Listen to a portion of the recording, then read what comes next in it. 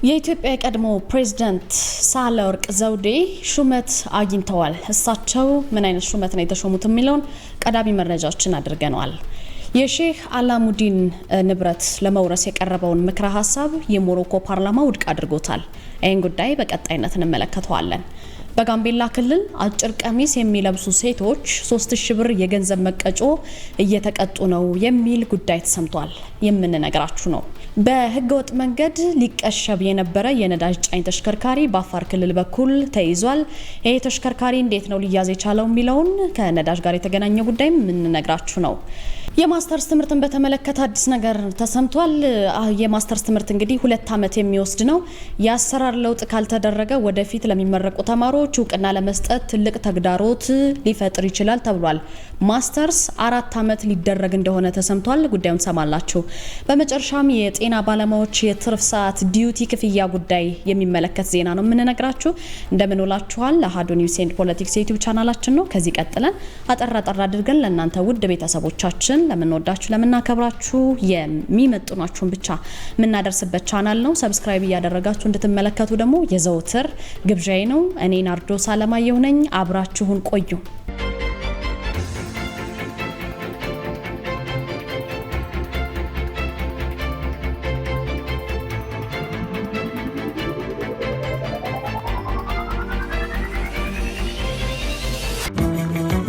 ከ17ኛው መቶ ክፍለ ዘመን አንስቶ የጠቢባን የአብርሆታቸው ምንጭ ልዩ ቡናና የቡና ጥበብ ነው።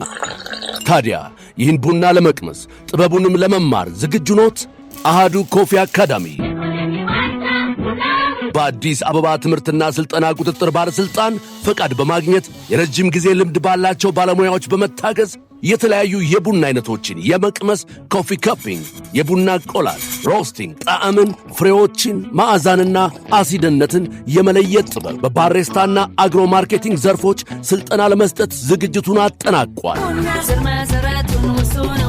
የቡና ጥራትን ለመጠበቅ የቡና አፍቃሪዎች የተለያዩ ጣዕሞችን ለማወቅ እንዲሁም አምራቾች ምርቶቻቸውን ለማሻሻል እንዲችሉ የሚረዳውን ይህንን ስልጠና በአሃዱ ኮፊ አካዳሚ በመሰልጠን ብቁ ባለሙያ ይሁኑ። የስልጠና ቦታው በቦሌ ጃፓን ኤምባሲ ናይል ሶርስ ሕንፃ 3ኛ ወለል ላይ። ለበለጠ መረጃ በስልክ ቁጥር በ0961 88 82 22 ይደውሉልን። አሃዱ ኮፊ አካዳሚ።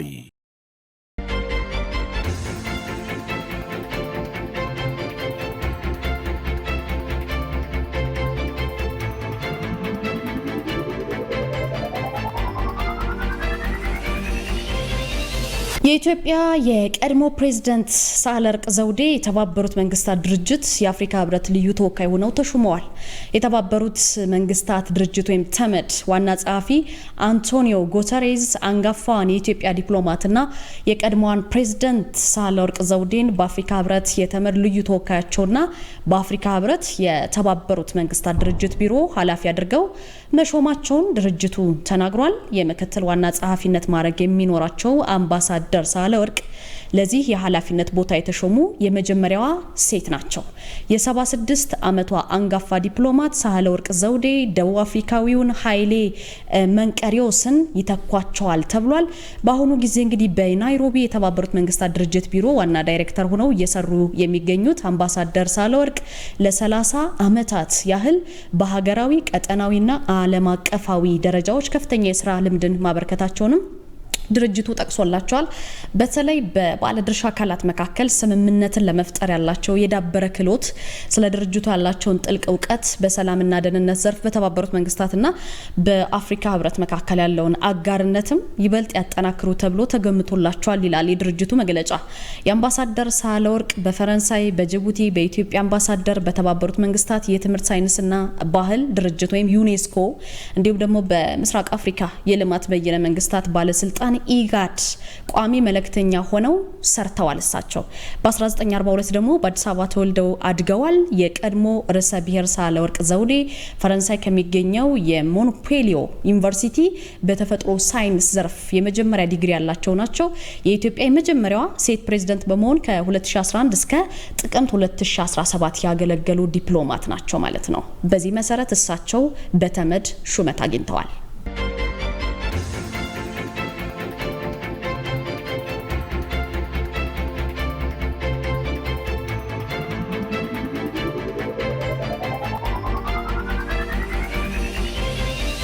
የሼህ አላሙዲን ንብረት ለመውረስ የቀረበ ምክረ ሐሳብ ነበረ። ይህንን ምክረ ሐሳብ የሞሮኮ ፓርላማ ውድቅ አድርጎታል።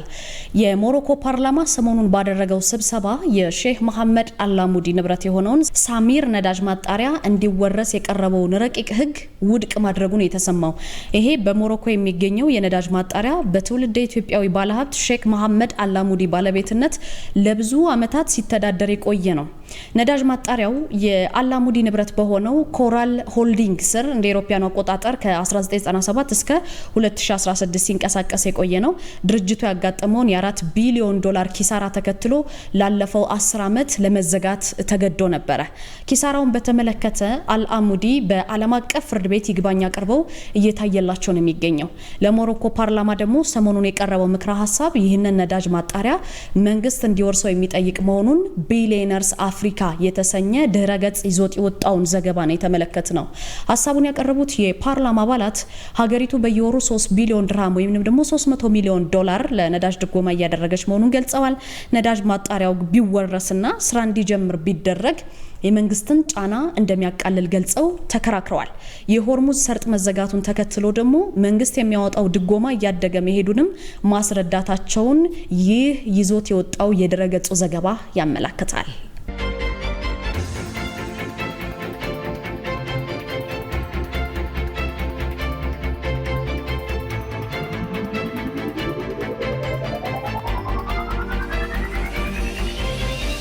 ጋምቤላ ክልል ውስጥ አጭር ቀሚስ የሚለብሱ ሴቶች 3000 ብር የገንዘብ መቀጮ እየተቀጡ እንደሆነ ተሰምቷል። በጋምቤላ ክልል እንግዲህ ጎጂ ልማዳዊ ድርጊቶችን ለመቆጣጠር የህፃናትን ደህንነት ለማስጠበቅ የሚያስችሉ ውሳኔዎችን በመተግበር ላይ እንደሚገኙ የክልሉ አኟ ብሔረሰብ ዞን የአቦቦ ወረዳ ሴቶችና ህጻናት ማህበራዊ ጉዳይ ጽህፈት ቤት ነው የሚገልጸው። ውሳኔዎቹ ሊተላለፉ የቻሉት ልጆች ከወላጆች አቅም በላይ በመሆናቸውና ትዕዛዝ ባለመስማታቸው ነው ሲል ጽህፈት ቤቱ አሳውቋል። ወላጆች ግን መንግስት ይደግፈን ባሉት መሰረት ፕሮፖዛል ተቀርጾና ኮሚቴ ተዋቅሮ ከፖሊስ ከፍትህና ከጸጥታ አካላት ጋር በመቀናጀት ጥቃቶችን ለመከላከል በሚያስችሉ ውሳኔዎች ላይ እየተሰራ ይገኛል። እንግዲህ የወረዳው ሴቶችና ህጻናት ማህበራዊ ጉዳይ ጽህፈት ቤት ኃላፊዋ እንደተናገሩት ከሆነ ሴቶች የሚለብሷቸው አጭር ቁመት ያላቸው ልብሶች የጥቃት ተጋላጭነትን የሚጨምሩ ልብሶች ናቸው። ወላጆች ልጆቻቸውን እንዲከታተሉና ልጆችም ከዚህ አይነቱ ድርጊት እንዲቆጠቡ የሚያስችሉ ጥብቅ መመሪያዎችም መተላለፋቸውን ተናግረዋል ለሀገር ውስጥ መገናኛ ብዙሃን። ታዲያ ይህንን ችግር ለመቅረፍ ለጥቃት አጋላጭ በሆነ መልኩ አጫጭር ልብሶችን ለብሰው በሚንቀሳቀሱ ሴቶች ላይ የ3000 ብር የገንዘብ ቅጣት መተላለፉን ተናግረዋል ኃላፊዋ። መመሪያውን ተላልፈው በተገኙት ላይ ግን የቅጣት እርምጃ እየተወሰደ ይገኛል ሲሉ ጨምረው ለመገናኛ ብዙሃን ገልጸዋል።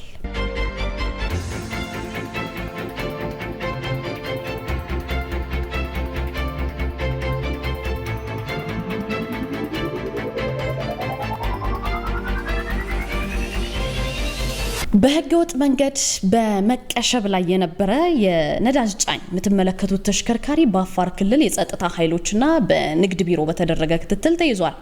ይሄ እንግዲህ ከጅቡቲ ነዳጅ ጭኖ ወደ ተለያዩ የሀገሪቱ ክፍሎች የማሰራጨት ኃላፊነት ተጥሎበት የነበረ አንድ የነዳጅ ጫኝ ተሽከርካሪ የተጣለበትን አደራ ሀገራዊ አደራ ወደ ጎን ትቶ የግል ጥቅሙን በማስቀደም በህገወጥ መንገድ ነዳጅ ሲቀሽፍ ወይም ደግሞ ሲቀንስ ነው የተያዘው። ይሄ ህገወጥ ተግባር ሊጋለጥ የቻለው በአፋር ክልል የጸጥታ ኃይሎችና በክልሉ ንግድ ቢሮ የተቀናጀ ክትትል ነው። ኃላፊነት በጎደላቸው አንዳንድ ግለሰቦች የሚፈጸሙ እንደዚህ አይነት ድርጊቶች በሀገሪቱ ላይ ዘርፈ ብዙ ችግሮችን እያስከተሉ ናቸው። ከነዚህ መሃል በታለመለት ቦታና ፍጥነት መድረስ የሚገባው ነዳጅ ተስተጓጉሎ በአቅርቦት ሰንሰለቱ ላይ ከፍተኛ መስተጓጎል ይፈጥራል። በዚህ ደግሞ አሽከርካሪዎች ይጉላላሉ። በህገወጥ መንገድ የተቀሸበው ነዳጅ ደግሞ በጥቁር ገበያ በጣም ውድ በሆነ ዋጋ ለሽያጭ ስለሚቀርብ በዜጎች ላይ የዕለት ተዕለት ኑሯቸው ላይ ተጨማሪ ጫናን ይፈጥራል።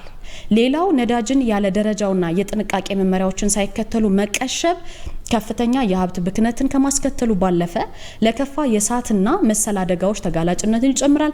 እንደዚህ አይነት ሀገራዊ ኢኮኖሚን የሚያናጋ ሀገሪቱን የሚጎዳ ጥፋት በሚፈጽሙ አካላት ላይ የሚደረገው ጥብቅ ክትትልና የማይቀረው የእርምት እርምጃ በጸጥታ አካላት፣ በክልል ንግድ ቢሮዎች፣ በሚመለከተው ባለስልጣን መስሪያ ቤት ሁሉ ተጠናክሮ እንደሚቀጥል ነው የተነገረው። በዚህ መሰረት ይህ ነዳጅ በቁጥጥር ስር ሊውል ችሏል።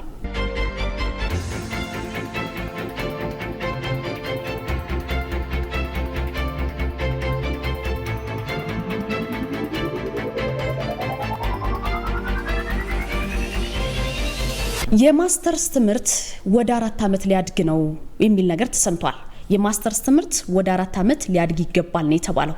የአሰራር ለውጥ ካልተደረገ ወደፊት ለሚመረቁ ተማሪዎች ወይም ማስተርሳቸውን ወደፊት ለሚይዙ ተማሪዎች እውቅና ለመስጠት ትልቅ ተግዳሮት ይፈጥራል ተብሏል። እንግዲህ በኢትዮጵያ ከፍተኛ የትምህርት ተቋማት የሚሰጠው የሁለተኛ ዲግሪ ማስተርስ ትምህርት ፕሮግራሙ ከ2 ዓመት አሁን ባለንበት ሰዓት ላይ 2 ዓመት ነው የማስተርስ ትምህርት የሚሰጠው። ከ2 ዓመት ወደ 4 ዓመት ሊያድግ እንደሚገባ ደግሞ የትምህርትና ስልጠና ባለስልጣን ያስታወቀው። ዛሬ ባለስልጣኑ ይህንን ያስታወቀው የሕዝብ ተወካዮች ምክር ቤት የቋሚ ኮሚቴ አባላት በተገኙበት የ11 ወራት የእቅድ አፈጻጸም ሪፖርቱን ባቀረበ ጊዜ ነው።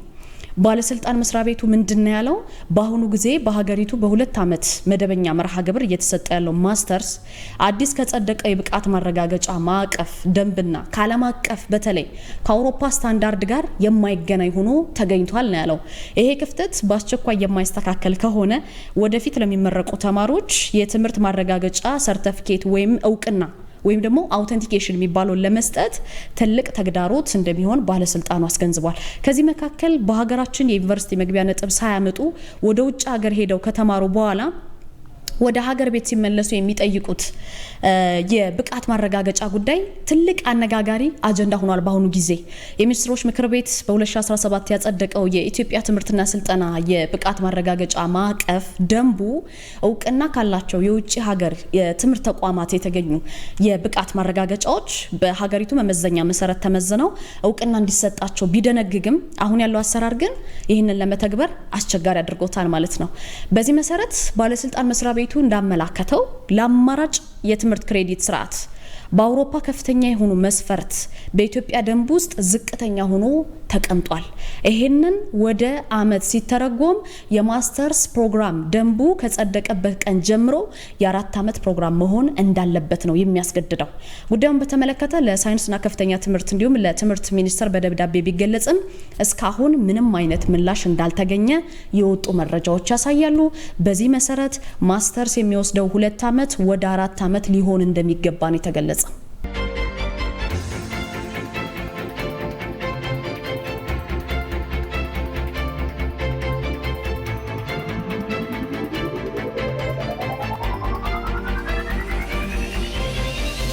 ወደ ጤና ባለሙያዎች የትርፍ ሰዓት ዲዩቲ ክፍያ ጉዳይ እንመለሳለን።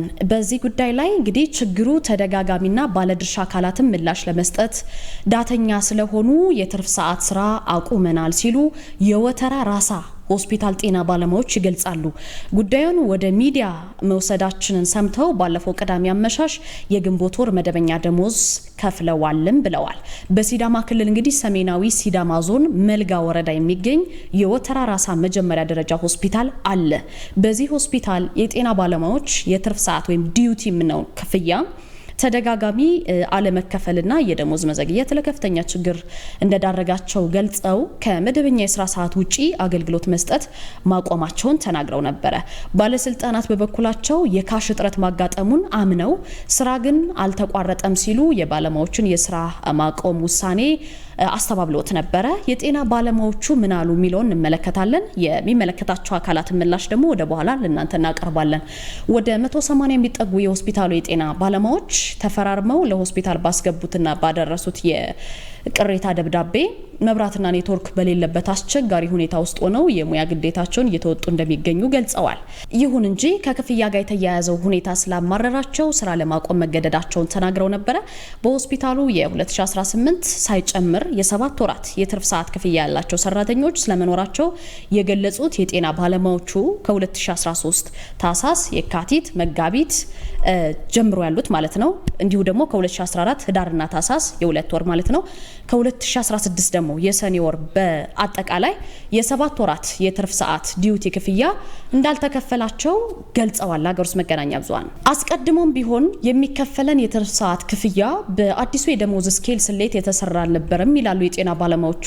በሁሉም የሀገሪቱ አካባቢዎችና በሲዳማ ክልል በሚገኙ ሌሎች ሆስፒታሎች ጭምር ክፍያው በአዲሱ ስኬል እየተፈጸመ እንደሚገኝ ገልጸዋል። ይህንን ጉዳይ ይሁን ብለን በዝምታ ብናልፍም ከተጠቀሱት የ7 ወራት ውዝፍ ክፍያዎች በተጨማሪ የ2018 2018 የግንቦት ወር መደበኛ ደሞዝና የዲዩቲ ክፍያ እስከ ሰኔ ወር አጋማሽ ድረስ ሳይከፈል ቆይቶ ሁኔታውን ይበልጥ አባብሶታል ሲሉ አስረድተዋል። እነዚህ የጤና ባለሙያዎች ይህን ተከትሎ ሰራተኛው በጋራ በመሰብሰብ ያጋጠማቸውን ችግር ለመቋቋም የሚያስችል ጠንካራ አቋም መያዙን ጠቅሰዋል። በዚህ መሰረት ከሰኔ 10 እስከ ሰኔ 13 የያዝነው 2018 ማለት ነው ባለው ጊዜ ውስጥ የተጠየቀው የትርፍ ሰዓት ክፍያ ሙሉ በሙሉ የማይፈጸም ከሆነ በማንኛውም የሆስፒታሉ የስራ ክፍል ላይ ሙሉ በሙሉ ስራ ለማቆም እንደሚገደዱና ውሳኔያቸውን ለሚመለከተው አካል አስቀድመው ማሳወቃቸውን አስታውሰዋል።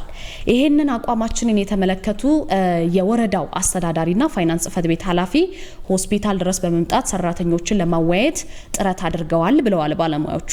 ይሄንን ለሚዲያ ማሳወቃችንን ሰምተው ቅዳሜ አመሻሽ በ13 ማለት ነው መደበኛ ደሞዝ ብቻ አስገብተውልናል ሲሉ ገልጸዋል። የሆስፒታሉ ሰራተኞች በመነጋገር ከመደበኛ የስራ ሰዓት ውጪ ከሰኞ እስከ ዓርብ የማታ እንዲሁም ቅዳሜና እሁድ ሙሉ ቀን ስራ ማቆማቸውንም ለአንድ የሀገር ውስጥ መገናኛ ብዙሃን ተናግረዋል። መደበኛ ደሞዝ ብቻ እየተከፈለን አሁን ያለውን ዘርፈ ብዙ ችግር መቋቋም አንችልም፣ መንግስት ይህን ጉዳይ ሊፈታው ይገባል ሲሉም ጠይቀዋል። ባለድርሻ አካላት ቀደም ሲል ለተጠቀሱት ጥያቄዎች ምን ምላሽ ሰጡ የሚለው ደግሞ ይሄው ነው። የሀገር ውስጥ መገናኛ ብዙሃን የመልጋ ወረዳ ጤና ጽሕፈት ቤት ኃላፊ አቶ ታምሩን ስለ ጉዳዩ ማብራሪያ ጠይቀዋል። አቶ ታምሩ በሰጡት ምላሽ የሰራተኞች ቅሬታ ትክክለኛ መሆኑን ገልጸዋል። ከዚህ ቀደም ደሞዝና የትርፍ ሰዓት ክፍያ ለየብቻ ይከፈል እንደነበረ ማስታውሰዋል።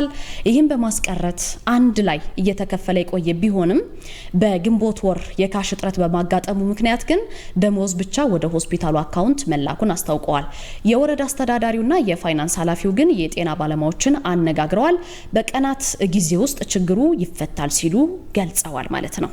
የ7 ወራት ውዝፍ ክፍያ ያልተከፈላቸው አሉ ወይ ለሚለው ጥያቄ ደግሞ እኔ በቅርብ ነው ወደ ኃላፊነት የመጣሁት ከ3 ዓመታት በፊት የመንጠባጠብ ሁኔታዎች እንደነበሩ ሰምቻለሁ ሲሉ ገልጸዋል። የመልጋ ወረዳ ዋና አስተዳዳሪ በጉዳዩ ዙሪያ ተጠይቀዋል። የዘርፉ በጀት በየካቲት ወር ማለቁን ተከትሎ ባለፉት ወራት በብድር ሲከፍሉ መቆየታቸውን ገልጸዋል። የካሽ እጥረት እንዳጋጠማቸውና ግንቦት ወር ደሞዝ ደግሞ በወቅቱ ወደ ሆስፒታሉ አካውንት መላኩን ነው የገለጹት ማለት ነው። እሳቸው ሆስፒታሉ ድረስ ሄጄ ከሰራተኞች ጋር ተወያይቻለሁ። ከሰኔ ወር ደሞዝና ዲዩቲ ጋር አንድ ላይ እንደሚገባላቸው ተስማምተን የተለያየ ነው ሲሉ ምላሽ ሰጥተዋል።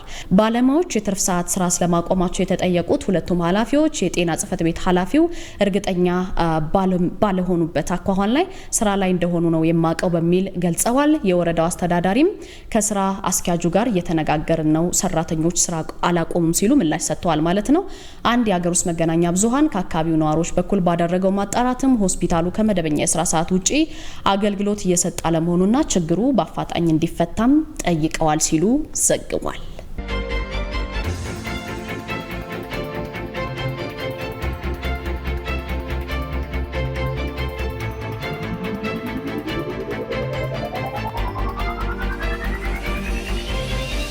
ውድ ቤተሰቦቻችን ለዛሬ ለሰኔ 18 2018 ያዝናቸው የዕለተ ሐሙስ ለተመረጃዎች እነዚህን ይመስሉ ነበር። አብሬያችሁ ቆይታ ያደረኩት ናርዶስ አለማየሁ ነበርኩኝ። ሰብስክራይብ እንድታደርጉ በአክብሮትና በትህትና ነው የምጠይቃችሁ። ቀሪ ምሽታችሁ ደስ የሚል ይሁን።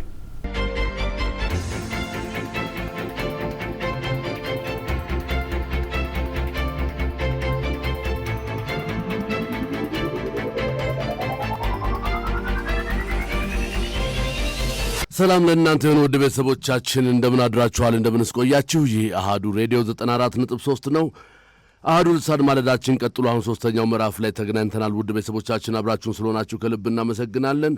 በግብፅ አስተባባሪነት የተቋቋመው ኮሚሽን ኢትዮጵያን ከቀይ ባህር የማግለል ኢፍትሐዊ አካሄድ እንዲታረም መንግሥት ይስራ ሲሉ ምሁራን ጠየቁ። በግብፅ አስተባባሪነትና በሳውዲ አረቢያ መሪነት ሱዳንን፣ ጅቡቲን፣ ኤርትራን፣ ሶማሊያን፣ የመንንና ዮርዳኖስን በአባልነት በማቀፍ ቀይ ባህርን በጋራ ለመጠበቅ በሚል በፈረንጆቹ 2020 ኮሚሽን መመስረቱን ያስታወሱት ምሁራኑ ምክር ቤቱን በሳውዲ ዋና ከተማ ሪያድ ያደረገው ይህ አደረጃጀት የኢትዮጵያን ፍትሐዊ ተጠቃሚነት የሚጻረርና አገራዊ ጥቅምን የሚጎዳ መሆኑን አመላክተዋል። የዓለም አቀፍ የጂኦፖለቲካል ሳይንስ ተንታኙ ዶክተር ተሻለ ሰብሮ እንደገለጹት ኮሚሽኑ ኢትዮጵያን አግልሎ ድብቅ ተልእኮ እየፈጸመ ይገኛል።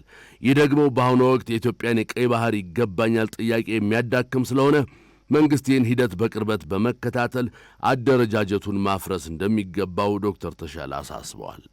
ፌዴራልነት ቀደም ኮሚሽን አቋቁመዋል። ሰነፈኞቹ የተባሉት ከቀይ ባህር በሁለቱም ግራና ቀኝ በጂኦግራፊ የተካለሉት እና ኢትዮጵያ ባህርን አታዋስንም፣ ቀይ ባህርን አታዋስንም በማለት አግለዋታል። በዛ ኮሚሽን ውስጥ ኢትዮጵያ የለችበትም። ፍላጎታቸው ያደረጉት ነው። ይሄ አንድ የማግለል አንደኛውንም በዛው አግሎ የማቆየት ኢሰብአዊ ኢፍትሃዊ የሆነ አፈጣጠም ነው። ኢትዮጵያ ደግሞ አሁን አጀንዳ አድርጋ ከተቀበረበት የኛው ሰዎች ናቸው የኛ የቀድሞ መንግስት ነውና ለዚህ ሁሉ ያበቃው ያለ ህዝብ ፍላጎት ያለ ህዝብ እውቅና ብቻውን የፈጠረ ችግር ነው። አሁን የማታ እንደዚህ አይነት መብት ጥያቄ ላይ እንድንገባ ያስገደደን። ስለዚህ ራዕይ ያለ መንግስት አለን። ይህ ራዕይ ያለ መንግስታችን ጀምሯል። ከመጀመርም ከፍ ያለ ርቀት ይዋል። ያም ምንድነው የዓለምን ኮሚኒቲ የዓለምን ህዝብ የዓለምን መንግስታት አሳውቋል። ብዙዎችን መንግስታት ጉልበትና ኃይል ያላቸው መንግስታት አሳምኗል።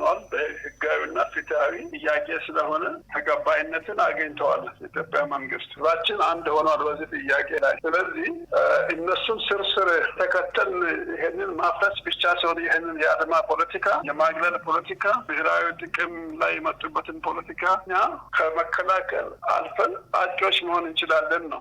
የደንቢ ዶሎ ዩኒቨርሲቲ ጋዜጠኝነትና ስነ ተግባቦት መምህሩ ሐምዛ ሐሰን በበኩላቸው ግብጽ ከኤርትራ ጋር የምታደርገው ስምምነት በእጅ አዙር ወደ ቀጠናው ለመግባት የታለመ መሆኑን አስረድተዋል። ይህም የኢትዮጵያን የቀይ ባህር ተጠቃሚነት ጥያቄ ለማሰናከል የሚደረግ አካሄድ መሆኑንም ገልጸዋል። መንግስት በብስለት ሁኔታውን በመመልከት አማራጭ ኃይል ተጠቅሞ ስምምነቱን ሊያስቆም እንደሚገባም ነው ለአሃዱ ሬዲዮ ያስረዱት።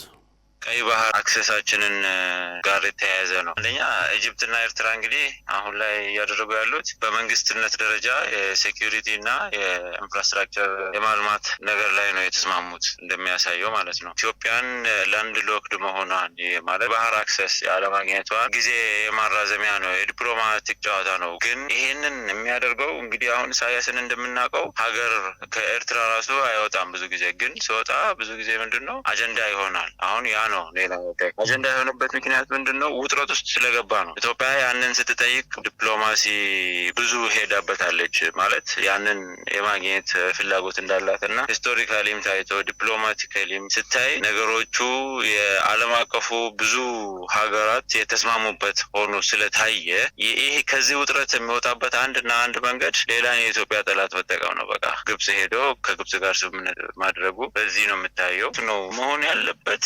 ልክ የነበረው አሁን አንድ ሀገር ተነስቶ በጦርነት መውሰድ ብናስብ ያ መጀመሪያ በዲፕሎማሲ ምን ተደረገ የሚለው ጥያቄ ያስነሳል እና ዲፕሎማሲው መጀመሪያ እየተሳካና በጣም ስኬት እያሳየ ያለ መሆኑን ከዚህ ኢሳያስ እንቅስቃሴ ነው እኔ የምረዳው እና አሁንም በዛው ቀጥላበት ሄዳ እንግዲህ መጨረሻ ላይ አማራጭ የምታጣ ከሆነ ያው በጉልበትም የመውሰድ አቅም እንዲኖረን ነው። ኢትዮጵያ ታሪካዊ የቀይ ባህር ተጠቃሚነት መብት እንዳላት ምሁራኑ አስታውሰው ለዚህ መብት መከበር እንቅፋት የሚሆኑ እንቅስቃሴዎችን ሁሉ መንግስት በፍጥነት ሊያጨናግፍ እንደሚገባ አጽንኦት ሰጥተውበታል። ኢትዮጵያ በአሁኑ ወቅት በተለይም በአሰብ ወደብ ላይ የታሪካዊ ይገባኛል ጥያቄ እያነሳች ባለችበት ወቅት የኮሚሽኑ አስተባባሪዋ ግብጽ ከኤርትራ ጋር በቅርቡ በጸጥታ በባህር ላይ ትራንስፖርትና በተለያዩ ዘርፎች በሁለትዮሽ ጉዳይ ለመስራት መስማማቷ ጥያቄ ሊያጭር ይገባል ተብሏል።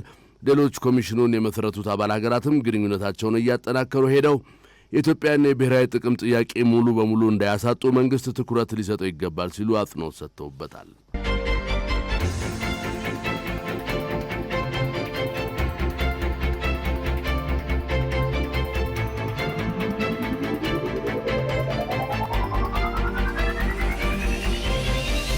መንግስት የትግራይ ህዝብ የፌዴራል ውክልና እንዲኖረው እንዲሰራ በክልሉ የሚንቀሳቀሱ ፓርቲዎች ጠየቁ። በሰባተኛው ጠቅላላ ምርጫ መንግስት መመስረት የሚያስችለውን የህዝብ ድምፅ ያገኘው ፓርቲ የክልሉ ህዝብ የፌዴራል ውክልና እንዲኖረው መስራት አለበት ሲሉ በክልሉ የሚንቀሳቀሱት ሹም ተንቤንና ስምረት ፓርቲዎች ጠይቀዋል። የሹም ተንቤን ፓርቲ የበላይ ጠባቂ አቶ ሚኪ ተስፋዬ ህዝቡ በፌዴራል ደረጃ ያለምንም ውክልና ወደ 9 ዓመታት ለተጠጋ ጊዜ እንደቆየ አስታውሰው ይህ መሆኑ የህዝቡ ደህንነትና ከፌዴራል መንግስት ጋር ያለው የግንኙነት መስመር እንዲጠብ ማስገደዱንም አንስተዋል።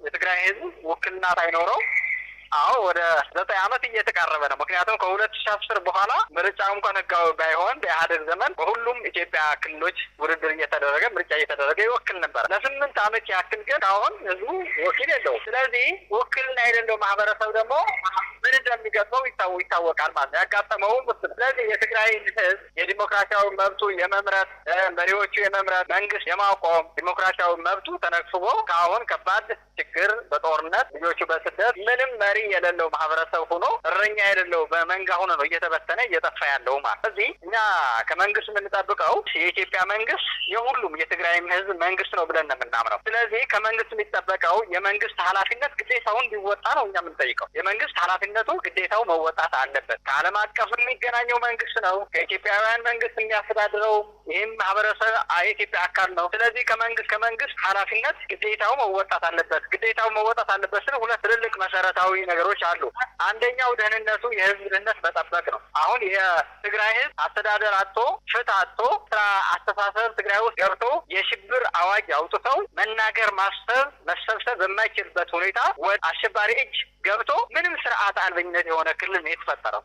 የስምረት ፓርቲ የሚዲያና የኮሚኒኬሽን ኃላፊ አቶ ሀለፈውም ነራ በበኩላቸው መንግስት ትግራይ ክልልን የኢትዮጵያ አካል እንደሆነች በመገንዘብ የህዝቡን ሰላም፣ ጸጥታና ደህንነት ማስጠበቅን ጨምሮ ተፈናቃዮች ወደ ቀደመ ቀያቸው እንዲመለሱ የሚጠበቅበትን እንዲያደርግም ጠይቀዋል።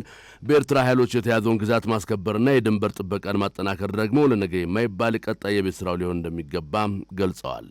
ትግራይ የኢትዮጵያ አካል ናት የሚል መንግስት ካለ ልክ እንደ ማንኛውም ክልል የኢትዮጵያ ክልል ማስተዳደር ነው ያለበት። በተለይ ድንበሩን የመጠበቅ ጉዳይ የራሱ ነው። ይሄ በምዕራብ በምናምን ተገን ተደርጎ ይሄ የጦርነት ኮሪደርን ለመክፈት ተፈናቃዮችን ለማስመለስ በሚል ጥያቄ 10 የሚወተውተው ነገር ግን ይሄ ጦርነት አባዚያቸውን ትንሽ ነገር ማለት ልኩና ትዕግስትን እስካልያዘ ድረስ እሱን ከፍተ ሌላ መዘዝ ማምጣት ካልሆነ በስተቀር አስቸጋሪ ነው። ይሄም ተፈናቃዩም በረሃብና በምናምን እንዳይሞት ወደ ቀዩም ሊመለስ ምን መደረግ እንዳለበትም መንግስት አቅጣጫ ማስቀመጥ አለበት። እነሱን አላምናቸውም፣ ይሄ ጦርነት አባዚያቸውን ገና አልለቃቸውም የሚል ከሆነ የኛ ከእነሱ ተነጥሎ የወጡ የጸጥታ አካላት አሉ። እነሱንም ጨምረ ከተለያዩ ፖለቲካ ድርጅቶች ተወያይተ ተፈናቃዩ በምንም ብሎ በራሱም ጊዜም ቢሆን በእግሩም ቢሆን ወደ ቀዩ የሚመለስበት አካባቢ መደረግ አለበት።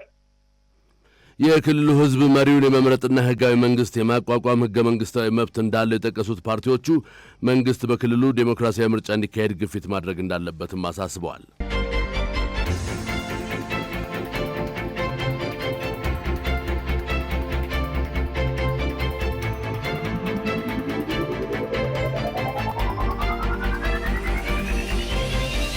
በተለምዶ ቆሼ የሚባለው ቦታ ከቆሻሻ መጣያነት ሙሉ ለሙሉ ነጻ ይደረጋል ተባለ። የአዲስ አበባ ደረቅ ቆሻሻ ማከማቻ የሆነው በተለምዶ ቆሼ የሚባለው ቦታ ሙሉ ለሙሉ ከቆሻሻ መጣያነት ነጻ እንደሚደረግ የአዲስ አበባ ከተማ አስተዳደር ነው ያስታወቀው። ይህን እቅድ ለማሳካትም ከእያንዳንዱ የከተማዋ ነዋሪ የሚወጣው ቆሻሻ እየተለየና ሳይቀላቀል የሚሰበሰብበት መንገድ መዘርጋቱን በምክትል ከንቲባ ማዕረግ የአዲስ አበባ ከተማ አስተዳደር ስራ አስኪያጅ ኢንጂነር ወንድሙ ሴታ ለአሃዱ ሬዲዮ ተናግረዋል። በዚህ ዓመት እንደተጀመረ በገለጹት አሰራር እንደ ፕላስቲክ ያሉ ዳግም አገልግሎት መስጠት የሚችሉ የቆሻሻ አይነቶችና ወደ ብስባሽነት የሚቀየር ቆሻሻን በተለያዩ ቀናት ለየብቻ ከመኖሪያ ቤቶች ይሰበሰባል። በዚህ መንገድ ከመዲናዋ መኖሪያ ቤቶች የሚሰበሰበው ቆሻሻ በክፍለ ከተማዎች እየተገነቡ ወዳሉት ጊዜያዊ የቅብብሎች ጣቢያዎች እንደሚላክ ኢንጂነር ወንድሙ አስረድቷል። ይህ በየደረጃው ያለው የቆሻሻ አሰባሰብ ሂደት ዋና ዓላማው ቆሼ ወደሚባለው ስፍራ የሚላከው የቆሻሻ መጠን እንዲቀንስ ለማድረግ መሆኑን የገለጹት ዋና ስራ አስኪያጁ እንዲህ ይናገራሉ።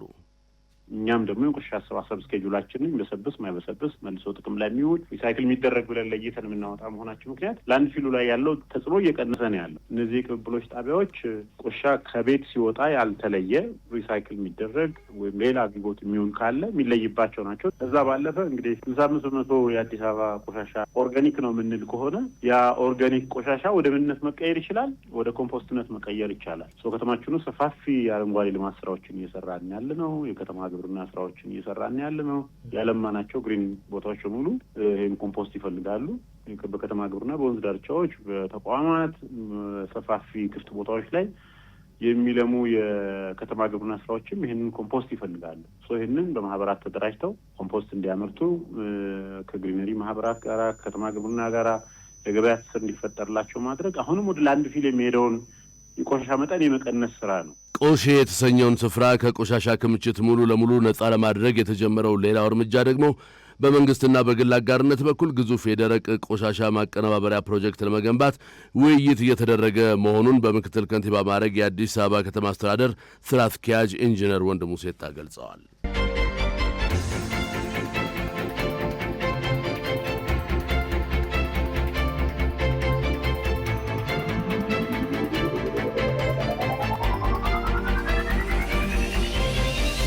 ፈረንሳይ ከዲሞክራሲያዊ ሪፐብሊክ ኮንጎ ከተመለሱ የሕክምና ባለሙያ ዜጋዋ ላይ የኢቦላ በሽታ ማግኘቷ ተሰምቷል። የፈረንሳይ የጤና ሚኒስቴር ባወጣው መግለጫ ወደ ዲሞክራሲያዊ ሪፐብሊክ ኮንጎ ለሰብአዊ ድጋፍ ተጉዞ የነበሩት ሐኪም ሲመለሱ በተደረገላቸው ምርመራ የኢቦላ ቫይረስ እንደተገኘባቸው አስታውቃለች። ይሁንና በፈረንሳይ የተገኘው የኢቦላ ቫይረስ ወደ የተቀሩት የአውሮፓ ሀገራት የመዛመቱ ነገር በጣም አነስተኛ እንደሆነም ነው የተገለጸው። በኮንጎ ዲሞክራሲያዊ ሪፐብሊክ ተከስቶ ከ1000 በላይ ሰዎችን ማዳረሱ የሚነገርለት የኢቦላ ወረርሽኝ 267 ሰዎችን መግደሉም ይታወቃል። የዓለም ጤና ድርጅትን በበኩሉ የወረርሽኙን አስከፊነት መግለጹ አይዘነጋም። ዘገባው የታይምስ ነው።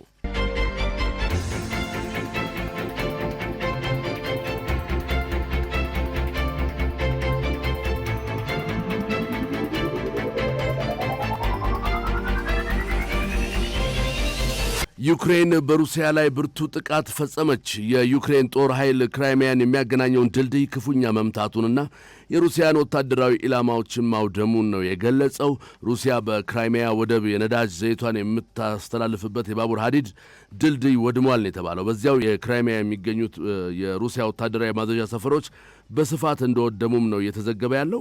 ዩክሬን በዚያ ጥቃቷ የሩሲያን የጦር ቁሳቁስ አቅርቦት በከፍተኛ ቀውስ ውስጥ መጣሏም ተዘግቧል። በሩሲያና በዩክሬን መካከል ከባድ የተባለ የድሮን ጥቃት እስካሁን እንደቀጠለ ነው። ዘገባው የኪቭ ኢንዲፔንደንት ነው። አንኳር ዘገባዎቹ ተጠናቀዋል። ውድ ቤተሰቦቻችን አብራችሁን ስለሆናችሁ ከልብ እናመሰግናለን።